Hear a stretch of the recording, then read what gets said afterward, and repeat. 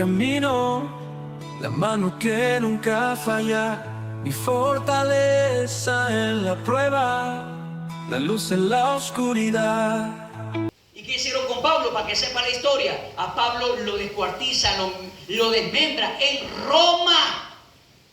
Eso para lo que dicen, hermano, yo soy apostólico, católico, romano. Y ahí usted saca sus conclusiones ideológicas.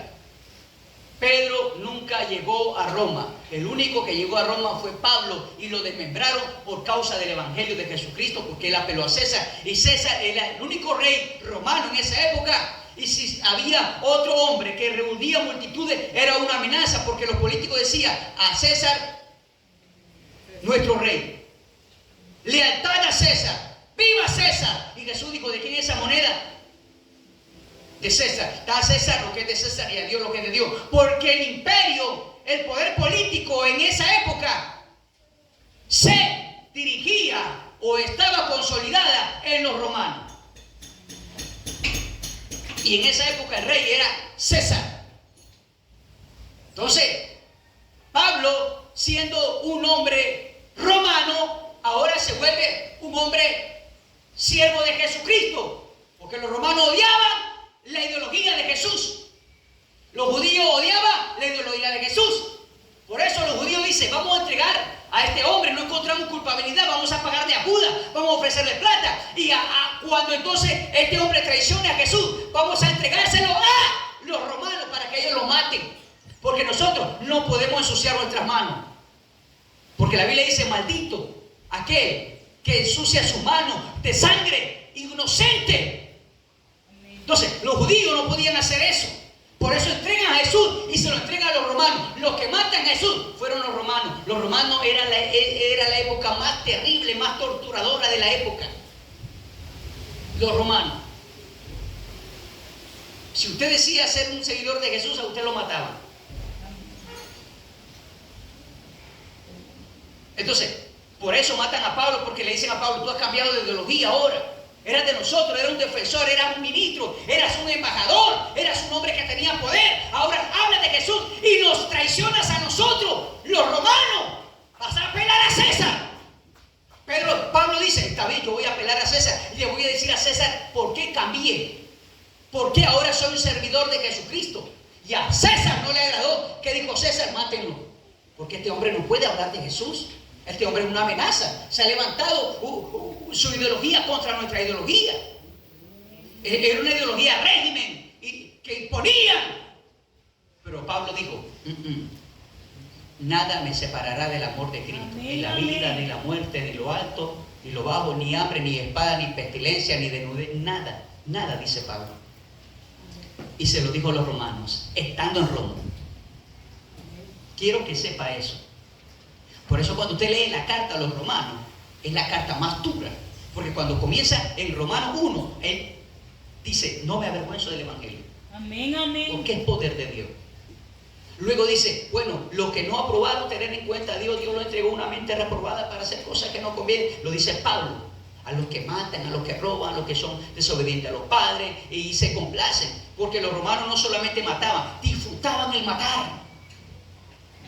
Lo disfrutaban haciendo la maldad. Entonces, el liderazgo de la iglesia primitiva estaba bajo el apóstol Pedro. Ahora, continuamos. ¿A dónde quedamos entonces? En el versículo 37. Dice: varones hermanos, a los otros apóstoles, varones hermanos, ¿qué haremos?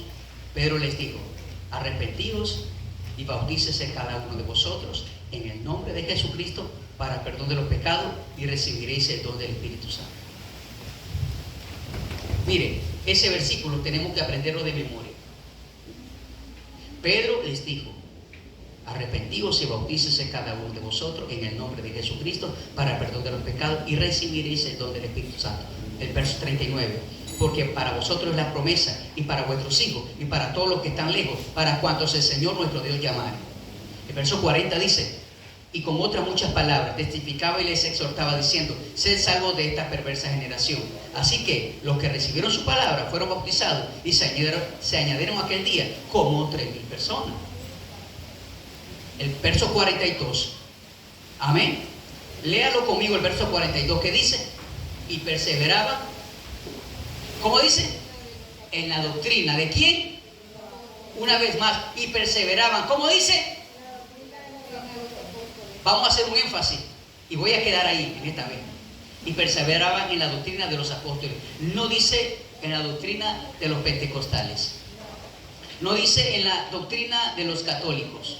Oiga bien, no dice en la doctrina de los adventistas, de los sabatistas. No dice en la doctrina de los mormones. No dice en de ninguna otra doctrina ni enseñanza. Oiga bien, y perseveraban en la doctrina de los apóstoles. Porque ellos eran la identidad de Jesucristo, los testigos, la enseñanza, la doctrina, y perseveraban en la doctrina de los apóstoles. Dice, en la comunión uno con otro, en el partimiento del pan y en las oraciones. Voy a dejar ahí esa lección. Porque no podemos pasar en alto esta enseñanza. No podemos pasar en alto nuestra posición. La esencia del Evangelio de Jesucristo se halla por la predicación de los apóstoles. Por eso cuando usted escuche la iglesia apostólica, hay dos aspectos. Un aspecto doctrinal y un aspecto organizacional. No importa el aspecto organizacional, lo que importa es el aspecto doctrinal. ¿En qué se fundamenta la enseñanza? Es importante tener fundamento, es importante tener, hermano, una esencia doctrinal. Nosotros, ¿cuál es nuestra esencia doctrinal? Nosotros creemos en la esencia del monoteísmo. Monoteísmo. Y la esencia del monoteísmo significa la creencia de la existencia de un único y absoluto Dios verdadero. Un único Dios.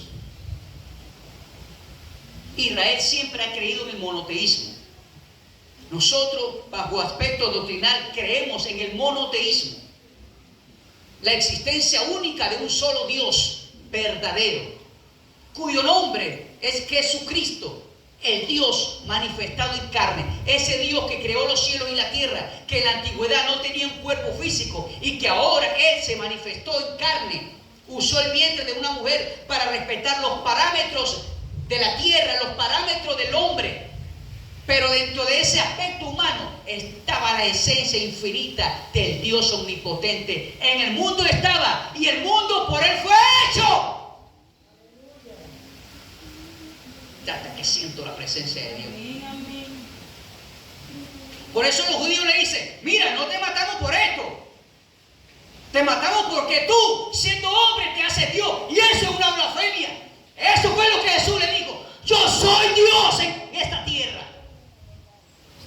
Y eso para mucha gente no concibe en la mente. Usted está diciendo que el que creó, el jefe de los jefes, vino en un bebé. Sí, ese mismo nos dio una identidad, nos dio un nombre. Ese mismo sabe cuando lloramos, cuando sentimos, cuando tenemos hambre. Nadie le puede echar cuento a Él porque Él estuvo en esta tierra. Su nombre es Jesús. Amén. Amén. Nosotros creemos que Jesús es el único Dios todopoderoso. Nosotros creemos que Jesús es el Espíritu Santo, porque Él está aquí en Espíritu Santo. Él no está en carne y hueso, no. Él es el Hijo del Hombre porque nació del vientre de una mujer y tuvo que usar la sombra o el papel de José para que el mundo dijera, ese Jesús es hijo de José. Pero José y María sabían por revelación de los ángeles que José ni siquiera había tocado a María. Porque José quería dejar a María porque estaba preñada. Y dice José, pero si no le he dado ni un beso, ¿y cómo es esto? La iba a dejar cuando el ángel se le apareció. El ángel Gabriel le dice, no la vayas a dejar. No, mira que ella está embarazada por el Altísimo. Necesitamos un cordero, necesitamos a alguien que redima al ser humano. Y entonces vino José asustado. No entendía, pero no obedeció. Y María dice, pero Señor, ¿cómo voy a salir embarazada si yo ni siquiera, a lo mejor ni tengo novio, no he visto a José para nada? El bebé que tienes en tu vientre es bajo la sombra del Altísimo. Y vamos a utilizar a José. Ustedes se van a casar todos para presentar a la humanidad que ustedes son pareja. Pero por revelación divina, el bebé es bajo la sombra del Altísimo, del Santísimo. Es decir, un embarazo virginal, un embarazo, hermano, milagroso. Y entonces de ahí, cuando Jesús nace, se le da un nombre: el Hijo del Hombre, el Hijo de Dios, por el aspecto físico, el aspecto humano, que estaba de carne y hueso. Pero dentro de ese cuerpo humano era Dios, porque solamente Dios merece ser adorado. Por eso cuando Jesús nace, ¿quiénes le vienen a adorar? Le vienen a adorar los Reyes Magos, y van del cielo a adorar los ángeles. Los ángeles solamente pueden adorar a Dios, a nadie más pueden adorar los ángeles. Sépalo eso. Gloria a Dios. Los ángeles descendieron para adorar a Jesús cuando nacieron en el pesebre. Amén. Entonces, ese bebé era Dios en carne. A ese velo de carne se le llama Hijo de Dios. Pero ahora no es Hijo de Dios, porque ya, ¿dónde se terminó el papel del Hijo de Dios? En la cruz del Calvario, cuando Él murió y resucitó. Ahora Él es Dios.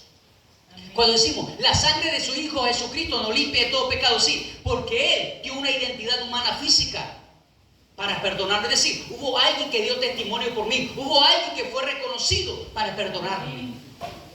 Y ese fue Jesús. Y eso fue lo que enseñaron los apóstoles. Nos ponemos de pie en esta mañana y le damos gracias a Dios. Adoremos al Señor en esta mañana. Aleluya, levantamos.